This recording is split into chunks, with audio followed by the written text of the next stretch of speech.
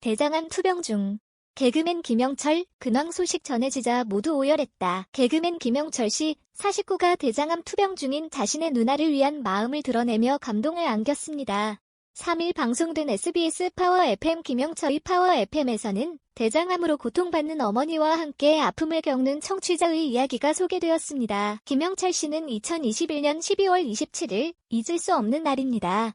벌써 1년 4개월이 지났습니다며 누나의 대장암 투병 소식을 듣게 된 순간을 떠올렸습니다. 그는 지난해 12월 27일에는 누나에게 1년 동안 잘 버텼다. 이것도 축하할 일이다라고 말하면서 용돈을 줬습니다고 회상했습니다. 그는 또한 아프면 밥도 안 먹으려고 하고 누워있으려고 하지 않나요? 내가 이거 먹을까? 물어도 그냥 누워있을게라고 말합니다며 옆에서 할 수 있는 게 없습니다. 제가 할 수 있는 건 집을 기꺼이 내주는 것과 누나가 좋아하는 샤인머스켓을 사주는 것뿐이었습니다고 털어놨습니다. 김영철 씨는 가만히 지켜보는 게 쉽진 않지만 그래도 지켜봐줘야 하는 것 같습니다며 청취자분의 사연을 듣고 1년 4개월 전의 생각이 떠오릅니다. 잘 버텨준 누나에게 다시 한번 감사하다는 말을 전하고 싶습니다라고 말했습니다.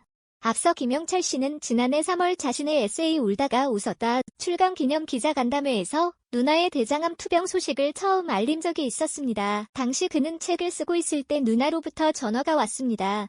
영철아, 누나 대장암이에서 3기 4일한다. 이 기회에 살 한번 빼보지라고 하더군요. 그 얘기를 정리해서 썼습니다. 그날 누나와 나눈 대화가 제목처럼 울다가 웃는 것 같았습니다라고 이야기했습니다.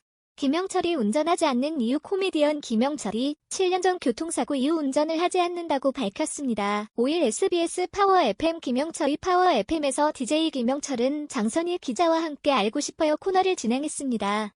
이날 방송에서 장선희 기자는 보행 신호 음성 안내 메시지를 들려주며 횡단보도가 초록불일 때 운전자가 우회전을 해야 한다면 어떻게 해야 하는지 아냐고 물었습니다. 오늘의 픽 용량 2배, 갤럭시 버즈까지.